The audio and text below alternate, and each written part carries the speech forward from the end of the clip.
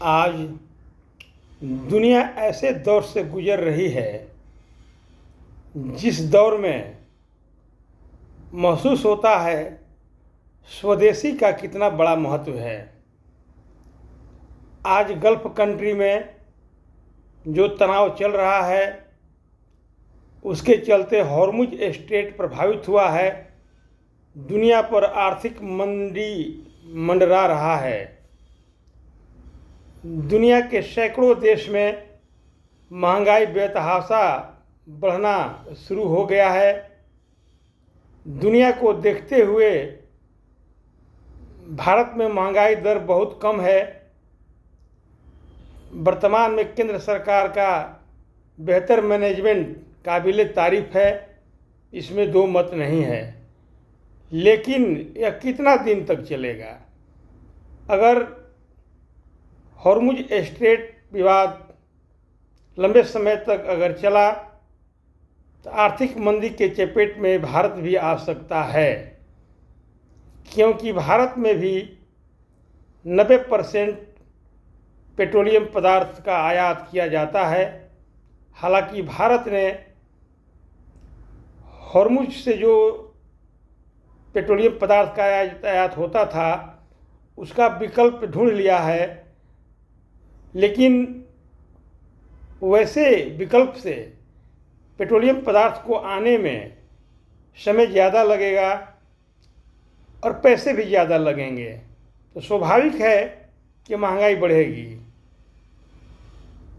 इसीलिए ये कहा जाता है कि स्वदेशी अपनाओ, बेफिक्र रहो। अगर भारत वैकल्पिक व्यवस्था पहले से तैयार रखता तो भविष्य में ऐसी संकट की आहट से डर नहीं लगता। वैकल्पिक व्यवस्था दो तरह का हो सकता था। पेट्रोलियम पदार्थों का विकल्प पर रिसर्च करना, दूसरा पेट्रोलियम पदार्थों का अधिक से अधिक भंडारण करना। भारत में भंडारण करने की जो परिपाटी नहीं रही है। अगर भारत कच्चे पेट्रोलियम का भंडार रखता तो आने वाले 6 महीना तक अगर 100% बाहरी सप्लाई चेन बंद हो जाता तो भारत पर इफेक्ट नहीं पड़ता।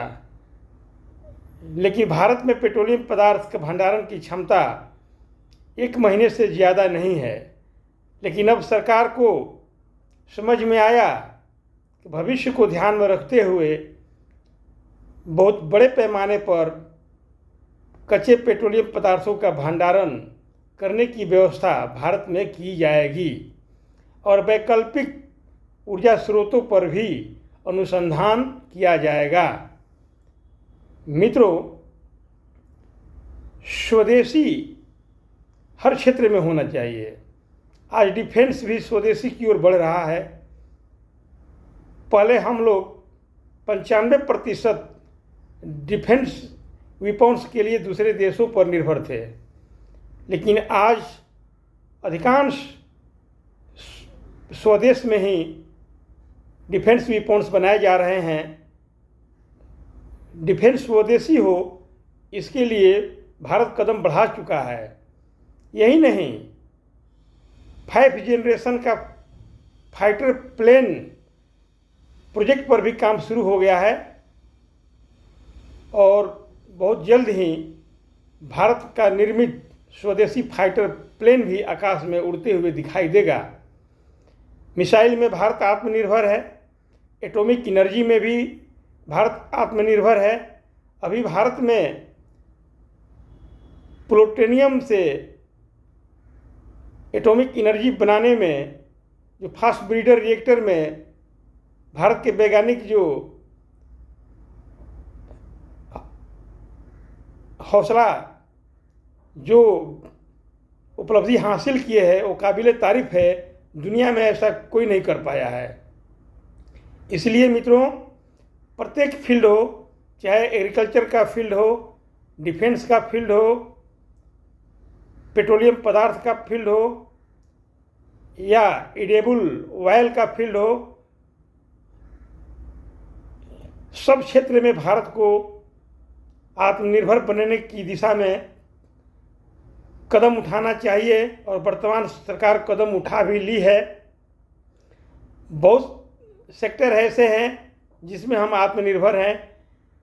एक ज़माना था जब हम अन्न के लिए दूसरे पर भी निर्भर होते थे। हमारे यहाँ उतना चावल गेहूं का उत्पादन नहीं होता था जितना हम अपने देश के लोगों को खिला सकें, लेकिन आज भारत चावल और गेहूं में आत्मनिर्भर है। 140 करोड़ जनता को खिलाने के बाद में भी हम चावल का निर्यात करते हैं। यह हमारी बहुत बड़ी उपलब्धि है। कपड़ा इंडस्ट्री में यानी टेक्सटाइल इंडस्ट्री में हम आत्मनिर्भर हैं। हम ही दुनिया को टेक्सटाइल का निर्यात करते हैं। हमारे पास कोयला का बहुत बड़ा भंडार है, यानी कि अगले 500 बरस तक हमें कोयले भंडार पर निर्भर रह सकते हैं, कोई दिक्कत नहीं होगी। इसलिए आज भारत सरकार इलेक्ट्रिक सप्लाई के लिए थर्मल पावर में अबाध रूप से कोयले का सप्लाई हो सके, कोयले का उत्पादन बहुत तेज़ी से बढ़ाया गया है। इसलिए मित्रों, स्वदेशी का महत्व इसी समय दिखाई देता है जब दुनिया आर्थिक संकट के चपेट में आती है। जब फॉरेन करेंसी का भंडार खत्म हो जाता है तो स्वदेशी में अगर हम आत्मनिर्भर रहेंगे तो अगर हमें बाहर से कोई सामान आयात नहीं करना पड़ेगा, फिर भी हमारी ज़रूरतें पूरी हो सकती है अपने स्वदेशी प्रोडक्ट के आधार पर। तो आज दुनिया आर्थिक मंदी की चपेट की ओर जा रही है। ज़रूरत है दुनिया के नेताओं को एक मंच पर आएं और दुनिया में जो भी संकट है उसको दूर करें।